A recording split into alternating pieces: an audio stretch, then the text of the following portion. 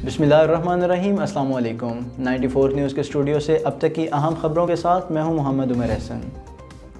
खबर शामिल करते हैं मंडी बहाउद्दीन से, जहां मंडी बहाउद्दीन के नवाही गांव भिक्की शरीफ में जलालिया वेलफेयर ऑर्गेनाइजेशन के ज़रिए एहतमाम सैकड़ों अफराद में कुर्बानी का गोश्त बिला तफरीक तकसीम किया गया। तफसीलात के लिए मुलाहिज़ा कीजिए उमर अशरफ की ये रिपोर्ट। जलालिया वेलफेयर ऑर्गेनाइजेशन के ज़रिए तमाम सैकड़ों अफराद में कुर्बानी का गोश्त बिला तफरीक तकसीम किया गया। तफसीलात के मुताबिक जमात जलालिया पाकिस्तान के सरबराह व दरगाह मुक़द्दसा जलालिया भिक्की शरीफ के सजादा नशीन शेखुल हदीस पीर सैयद मुफ्ती मोहम्मद नवीदुल हसन मशदी ने मीडिया से गुफ्तगू करते हुए कहा कि लॉकडाउन से मुतासरा अफराद में कुर्बानी का गोश्त तकसीम किया गया। जलालिया वेलफेयर ऑर्गेनाइजेशन के ज़रिए तमाम मुल्क के मुख्तलिफ इलाकों में खारियाँ, सरगोदा, मंडी बहाउद्दीन, भिक्की शरीफ, सियालकोट, गुजरांवाला दीगर इलाकों में खल्क़ खुदा को ईद की खुशियों में शरीक किया गया।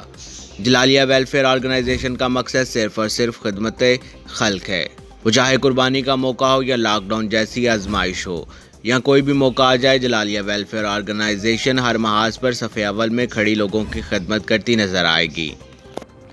खबर शामिल करते हैं लाहौर से, जहां वज़ीर आला पंजाब सरदार उस्मान बुज़दार की शाहराह कायद-ए-आज़म पर एचएसएन कॉलेज के करीब यादगार शुहदाए पुलिस आमद।